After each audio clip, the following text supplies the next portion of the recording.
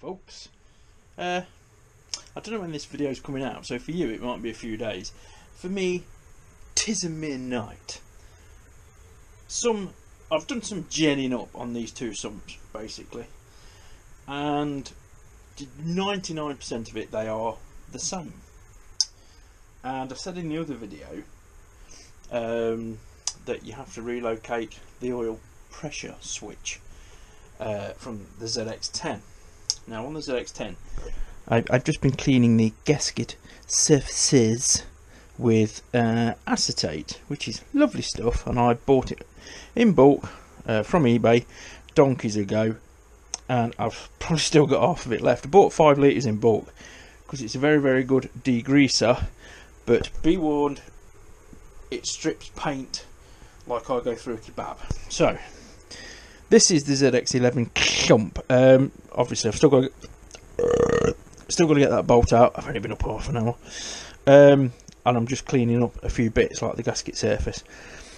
When I mention silicon, which is normally a warning flag, I've had a look at the Haynes Manual, the most fictitious publications since the Bible. Won't get into that. No, Haynes Manuals, but I knock Haynes Manuals, but they are, if you haven't got a clue or whatever, they're brilliant. They're quite often a lot more accessible than a factory service manual. With the days of the internet, it's brilliant because you can download factory service manuals, which you couldn't get hold of before.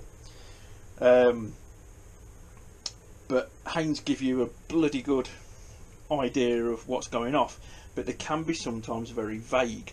Like they'll say talk to factory spec, you know, and there won't be a factory spec. But if you look at the actual manufacturer's service data, it will give you torque settings for each size bolt in case there's not one given. So that's like a starting point for a torque setting, and then just feel it out. So anyway, observation on the sump. There's a bead of silicon, or evidence of silicon, I don't know whether you can see it, down there, from that bolt to that bolt, and from this bolt to that bolt. Turns out, on the ZZR1100 at least, that's correct. It does actually say in the factory service manual to run a bead of sealer from there to there, and you always go outside the bolt hole, and from there to there. So we shall be doing the same, even though we've got the factory gasket, which if you look is metallized paper. It's like gasket paper sandwiched between two layers of very, very, very, very, very, very thin metal, or it's metal film coated, whatever. But the majority of aftermarket gaskets that people tend to buy, or that you tend to see on you know, eBay, stuff like that, will be just paper, be just gasket paper, you know, like the green sort of Athena style ones. There's nothing wrong with that. And people's habit is to instantly go on eBay or a parts discount site that they know. Quite often, if you go onto the original manufacturer's parts website, Kawasaki are brilliant. A lot of stuff isn't available, but it's silly stuff. Gaskets and stuff are nearly always available. If not, get some gasket paper, make it yourself. But this is the difference. This is the original Kawasaki factory one, and it's metallized, so it's sort of, you know, it's designed to be crushed and all this stuff, which all gaskets are really. But that's the difference. You'll pay the same money pretty much for a green aftermarket one, which in some instances does not seal as well as the original. I know that from experience. So just have a look, just can bury teeth, cross-reference the original parts price as well, because parts prices have actually, they've come down. There was a massive hoo-ha about it years ago. I can remember, I've mentioned this before, I think it was Performance Bikes or something in the 90s. I think a new list price, they took a new list price of, I think it was a ZX1100. Let's say for example it was 4,700, whatever it was. It wouldn't have been that far off. And then they rebuilt the bike again with all spares prices, and it was 30 grand, because that's how manufacturers make their money. Don't necessarily make it on the sale of the bike, they make it in spares and all that lot. And it's the same with cars, exactly the same with cars. And a lot of people, especially with Ducati and stuff like that, they started cross-referencing part numbers across all manufacturers, even car manufacturers. And it turns out like some like timing belts and stuff on Ducatis was something like silly, like Renault or Citroen items or something like that. So instead of paying like mega dollars for the Ducati part, you could buy exactly the same part, just differently branded, for a car for literally a third of the price. And there was a lot of people in like the 90s and the early 2000s that did that. Thank you. So it's always worth just cross-checking. Right, back to the sumpage. At last, Jim, you're back on track. I'm never on track. Oh yeah, one thing I've noticed as well, in the Kawasaki parts microfiche, ooh, big words, on the official Kawasaki website, this is a pressure relief valve on the Z11, and there isn't one. This is the doodah. That's the dirty ZX10 one. I will clean it up because I think the guy who had my exhaust is going to have that. Obviously it's different at the front, you've got different plumbing, and that pressure relief valve on the microfiche actually looks like they've put an arrow for it to be bolted there, which is insane. Why would you have a pressure relief valve containing oil, scalding hot oil, exhausting to the outside? You don't. It goes there, as far as I can tell. That was already fitted there. I'm going to leave it there because I don't want hot oil exhausting all over the engine. That's ridiculous. It's just a badly drawn microfiche. Anyway, getting back to the point. Was there a point, Jim? I don't know. Was there? Right. We'll put that there. Oh, I'm going to get fucking shit up again. And we'll put that there. Right. Oh dear, naughty. ZX10. ZZR11. This was only going to be a 5-minute video, but as usual I'm full of shit. And we wondered about the position of the oil pressure switch. That's gave the game away. On the ZX10 it's here. And you'll notice the difference in casting, look. 3 fins, 2 fins, but there's an extra port. So all you do, there is no port on the ZX10 sump for that to go into. There's a blanking hole on the original casting. That's actually a grub screw in there, and you can buy the grub screw. And I thought for a minute that the same casting applied, but it doesn't. As you can see, the ZZR1100 one is shallower as well. Doesn't make a difference really.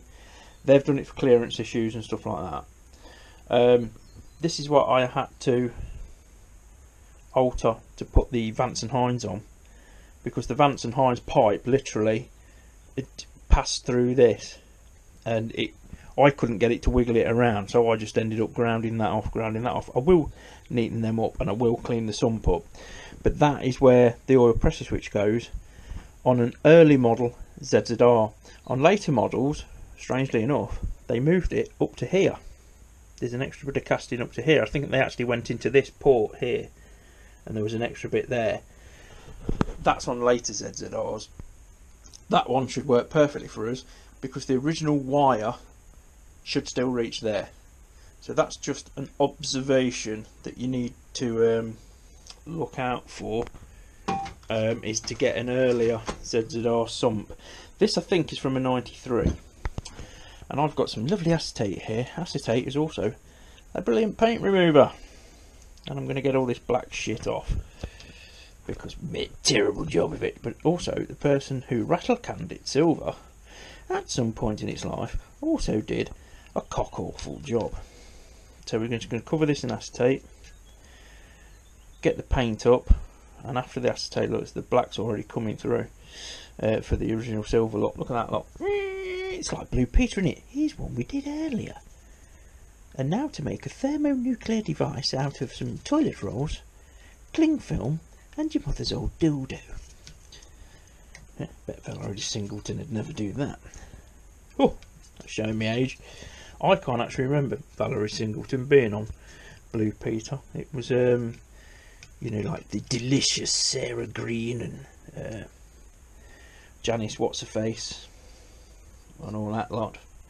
So I can remember there was a big hoo-ha at the time with Janice, whatever her name is, Janice Ellis, when she appeared pregnant on the show because she was unmarried.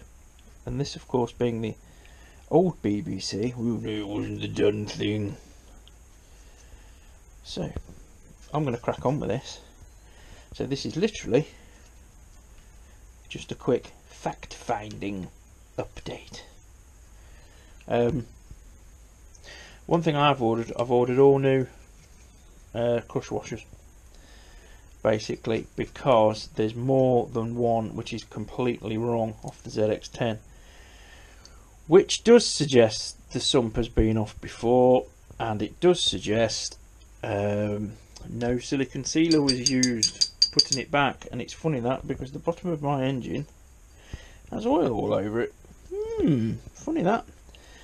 So what you think is wrong in the beginning, after a bit of investigation, turns out it's actually as it should be. It's spot on.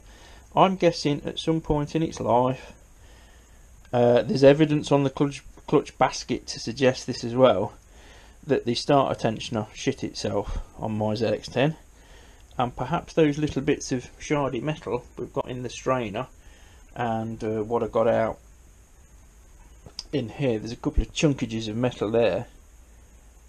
The other bit's O-ring is probably the remnants of a bit of a smashed clutch basket or tensioner. So I'm not going to strip the engine down anymore, definitely not, because it runs fine, and I just don't think it's worth it. If it ends up shit in the bed, it ends up shit in the bed.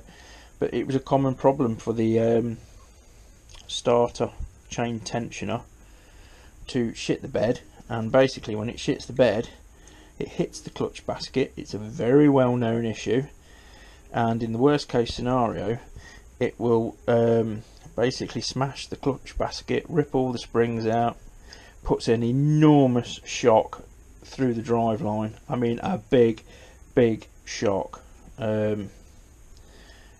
So if you're getting a ZX10, ZZR1100, ZX1100, GPZ9, any of those iterations of this engine, one of the first things you should do, it's a very easy job, is take the clutch cover off, have a look to see if there's any evidence of that tensioner hitting the clutch basket. I have done a video on this if you want to scroll back and have a look. It's fitting the James Compton chain tensioner, and it's Compton Racing.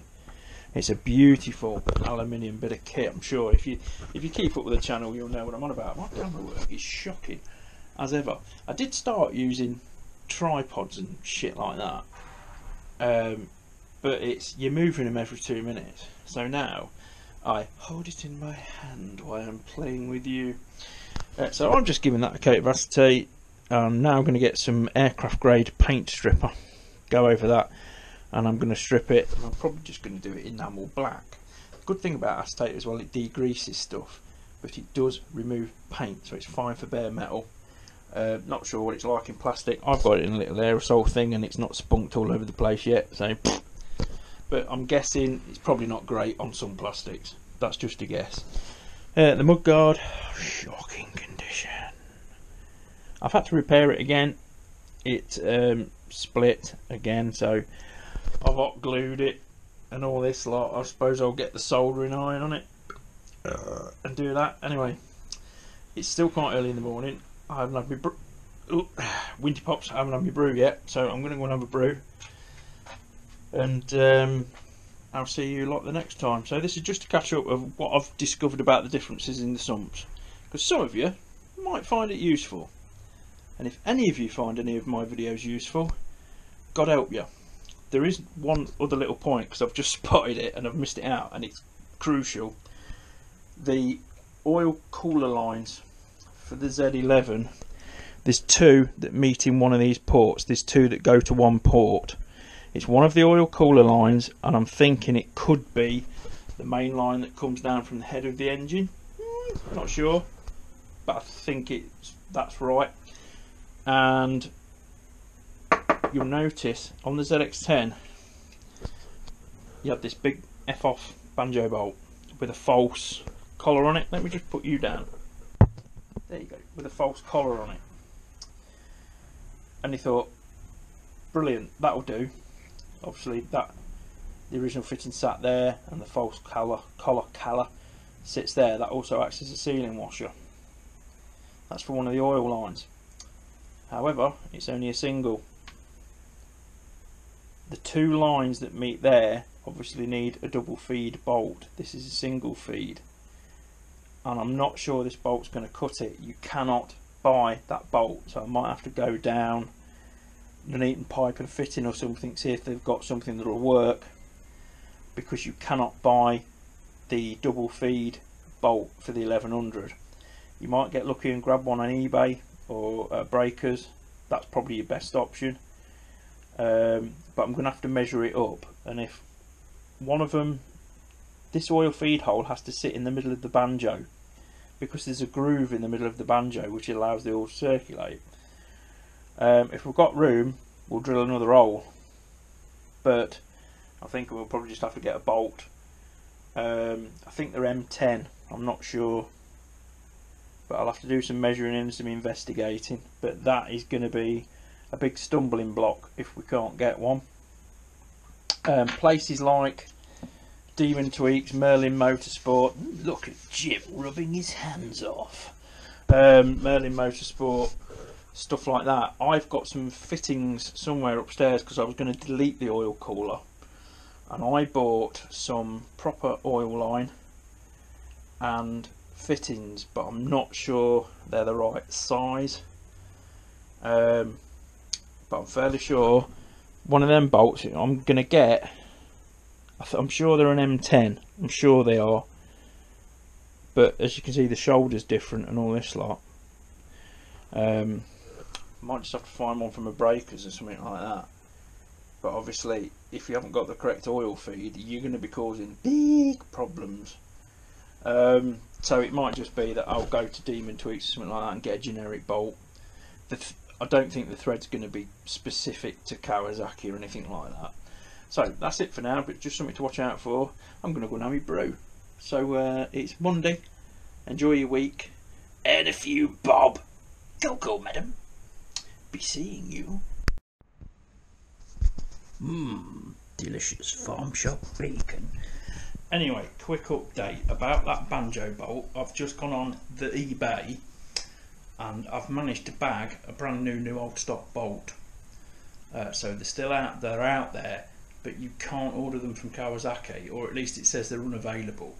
It might be worth ringing a dealer, I don't know.